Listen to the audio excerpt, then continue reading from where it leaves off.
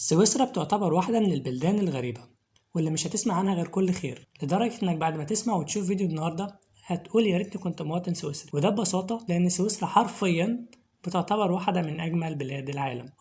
أنا جيت سويسرا! مش بس كده، لا كمان سويسرا بتعتبر واحدة من أغنى بلدان العالم، والفلوس عندهم زي ما تحب تقول قول. وأكيد سمعت الجملة المشهورة بتاعت ده فلان حاطط فلوسه كلها في بنوك سويسرا. فعشان تعرف كل حاجة تخص سويسرا جهز قهوتك أو فشارك وتابع الفيديو للنهاية.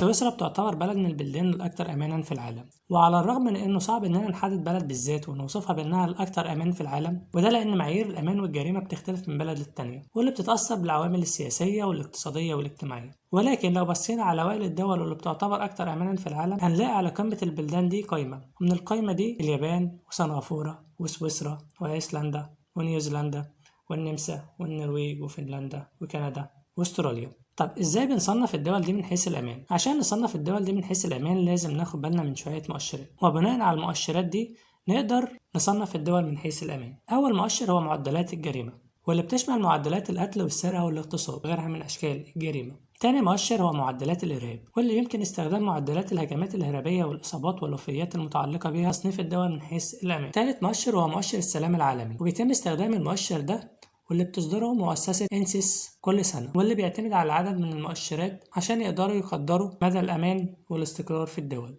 رابع مؤشر هو معدلات الفساد، ويمكن استخدام معدلات الفساد في القطاع العام والخاص والقضاء والإعلام وغيرها من المجالات لتصنيف الدول من حيث الأمان.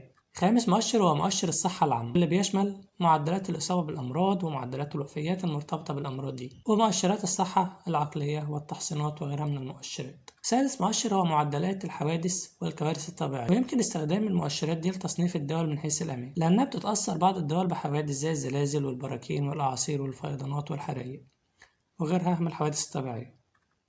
طب بالنسبة لسويسرا، لو جينا نبص على معدلات الجريمة في سويسرا هنلاقيها بتعتبر واحدة من الدول الأكثر أمان في العالم، واللي بتتمتع بمعدلات جريمة منخفضة جدا، وده وفقا لإحصائيات الجريمة الرسمية في سويسرا لسنة 2020.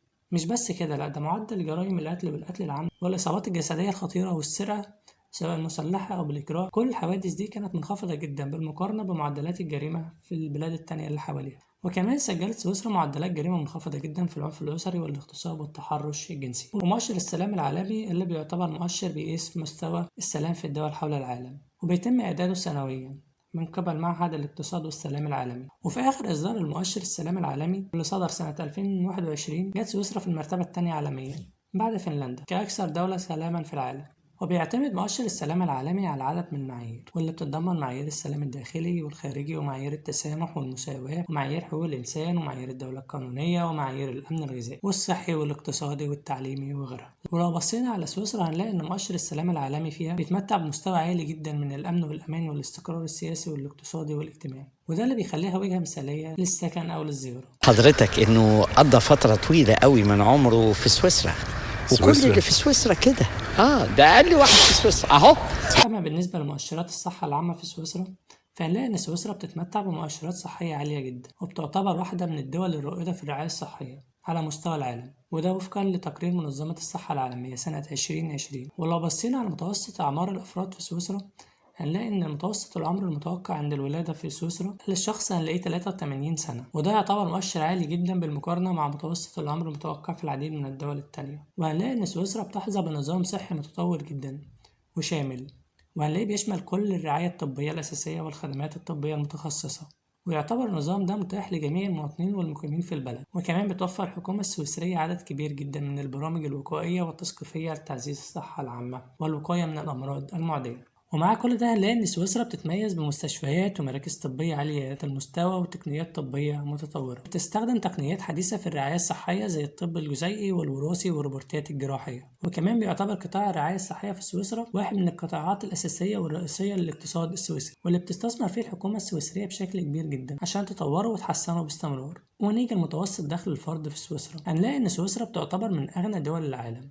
وعشان كده هنلاقي إن متوسط دخل الأفراد فيها أعلى من متوسط الدخل في أي دولة تانية، وده وفقا لإحصائيات سنة 2021. ولو بصينا للمتوسط السنوي للأجور في سويسرا هنلاقيه 88,500 ألف فرنك سويسري، يعني حوالي في السنة 96,000 دولار.